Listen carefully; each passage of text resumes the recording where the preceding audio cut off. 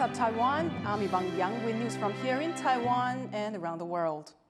The U.S. Postal Service has suspended the delivery of all packages from China and Hong Kong as the trade war escalates. As Chris Gorin reports, with the country's leaders yet to engage in talks, consumers and investors are left uncertain about the future. American consumers expecting packages from China may have to wait after the U.S. Postal Service announced a suspension on all parcels delivered from China and Hong Kong. The likely target? Chinese e-commerce giants like Shein and Temu, which have benefited from a duty-free shopping policy that has now been ended by Donald Trump. The White House is also reportedly considering adding the two companies to a list of firms engaged in forced labor. It's the latest move in an escalating trade war between China and the United States. The U.S. imposed a 10% tariff on all Chinese imports earlier this week and pulled back from imposing tariffs on Canada and Mexico at the last minute. The White House says the tariffs come in response to China's economic practices and failure to curb illegal exports of the drug fentanyl. Beijing calls this an excuse. 美方以芬太尼问题为由，对中国的商品加征10%的关税，施压威胁，对中国行不通。中方敦促美方纠正错误的做法。 China has hit back, announcing tariffs of its own on U.S. machinery and energy imports. Beijing also plans to put export controls on minerals critical for electronics manufacturing, and is launching investigations into U.S. companies such as Google. Despite these economic measures, some experts say China has showed restraint. One of the things that we did not see, though, is a broadside against all U.S. products. China was very selective. We interpret this as China's leaving room for negotiation and also doesn't want to overreact to a 10% tariff by the U.S. And people in China say their government's actions are warranted. 如果因为我们中国也是个很大的国家，我们不能说让他随便的欺负，那他一直征收各种关税，那我们不能不发声音。正常的现在的贸易战，比如说芯片限制啊，这种我觉得反倒是好事儿，我们会就是自主的会更好。 President Trump, meanwhile, seemed unconcerned about China's action, saying he's in no hurry to speak with Chinese President Xi Jinping. Mr. President, what's your reaction to China's retaliatory tariffs? It's fine. It's fine. We're going to do very well against China and against everybody else. Any update you would speak to President Xi? No, we'll speak to him at the appropriate time. I'm in no rush. I'm in no rush. Consumers in both countries may be wondering what it will take to reach a deal.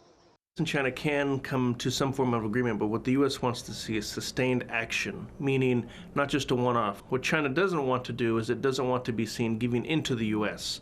So it will also need to receive some reciprocal actions on the U.S. part, whether it's lessening of export controls, maybe access to some NVIDIA chips that are banned. In the absence of any agreement, consumers and investors in both countries are left to determine whether the growing trade war is a temporary blip or a new normal. Fu Huahong and Chris Gorin for TaiwanPlus. Taiwan has reportedly asked to buy 6 surveillance aircraft from the United States. Local media say the military wants to buy Hawkeye early warning planes to replace the 2 older models it has now. Sources say the Hawkeyes would help counter the threat posed by Chinese fighter jets, which are flying more missions around Taiwan. The Defense Ministry hasn't commented on the reports. The military is changing rules about re-enlisting troops who've chosen to leave the armed forces. But as John Ventrias reports, a recent budget freeze could hamstring these efforts to boost flagging recruitment. Taiwan's military is short-staffed, and the country's rapidly aging population is only partly to blame. Last year, 1,500 service people accepted offers of payment in exchange for early discharge, part of a policy meant to address pension system sustainability, adapt to reforms, and manage personnel composition. These efforts have seen rates of early retirements quadruple in 4 years, and there are fewer young recruits willing and able to fill the gaps. Now the Defense Ministry wants seasoned soldiers back. It's proposing scrapping a rule that made it hard to re-enlist soldiers who'd returned to civilian life. The idea is that anyone itching to get back into uniform can do so after a year. 在品德不放宽、体位不放宽、不影响国军的战力状况下，让因为个人选择离开部队的人可以在回营服务，对国家战力提升有所帮助。But attracting veterans back will take money, both for pay and better conditions. And money is in short supply. Lawmakers have frozen billions of US dollars in military spending and cut equipment budgets by 3%. Defense analysts say the government will find a way forward, but that it needs to address better salaries for the plan to succeed. 的确，跟其他国家比较起来，台湾的 GDP 算是不错的，可是军人的待遇是比较偏低的。所以，如果可以提高他们的薪水的话，对于吸引这些人留在军中，或者是新的人加入军队是有帮助的。While many militaries face recruiting challenges, Taiwan's struggle is especially critical given the direct threat from China and its low enlistment rates. Calculations put last year's troop numbers at just 78% of where they should be, and far below the 85% capacity needed for battlefield effectiveness. With more soldiers continuing to retire early, this gap could become a problem for Taiwan's national security. Patrick Chen and John Van Trieste for TaiwanPlus. Taiwan's recall war is escalating as the opposition Kuomintang launches its own petitions to remove rival legislators.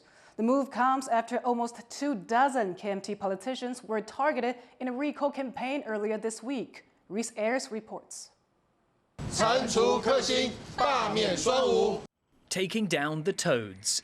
The slogan marks the beginning of a retaliatory campaign by Taiwan's main opposition party, the Kuomintang, to recall rival legislators, with toad a derogatory term referring to the ruling Democratic Progressive Party, whose colour is green.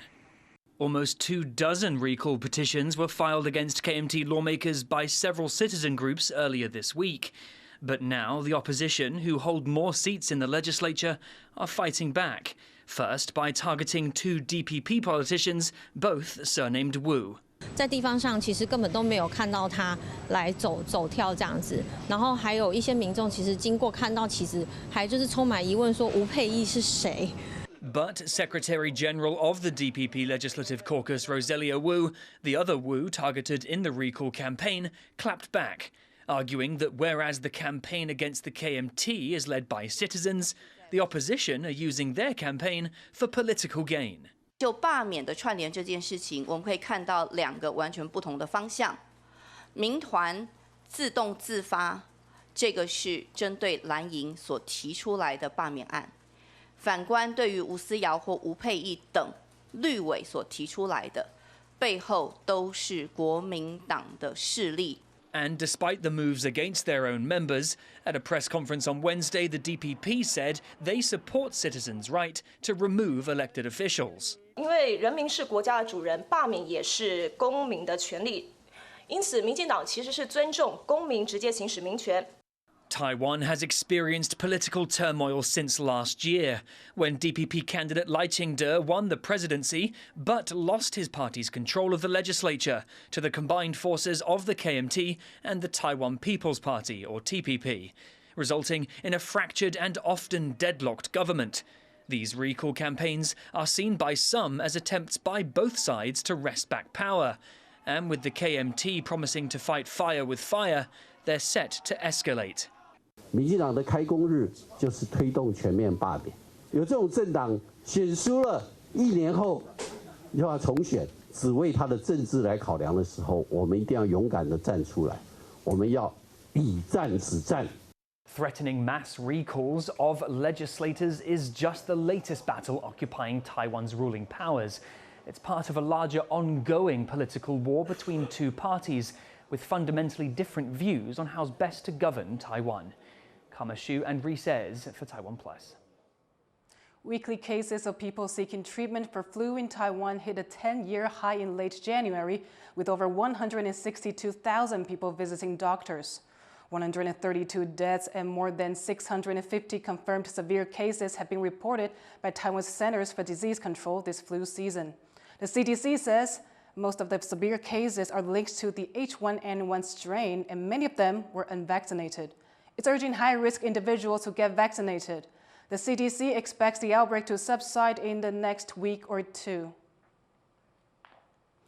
U.S. President Donald Trump says the United States could take control of Gaza, possibly with the help of American troops. He made comments in a meeting with Israeli Prime Minister Benjamin Netanyahu in Washington, D.C. Rosie Greninger has the story. The U.S. will take over the Gaza Strip, and we will do a job with it, too. We'll own it. Extraordinary comments from US President Donald Trump, side by side with Israeli Prime Minister Benjamin Netanyahu in Washington, D.C. Netanyahu is in the US for bilateral talks, despite a warrant for his arrest from the International Criminal Court over war crimes in Gaza. This is a testament to your friendship and support for the Jewish state and the Jewish people. I've said this before, I'll say it again. You are the greatest friend Israel has ever had in the White House. During the leaders' pivotal talks, Trump walked back from the former administration's commitment to supporting a two-state solution in Gaza.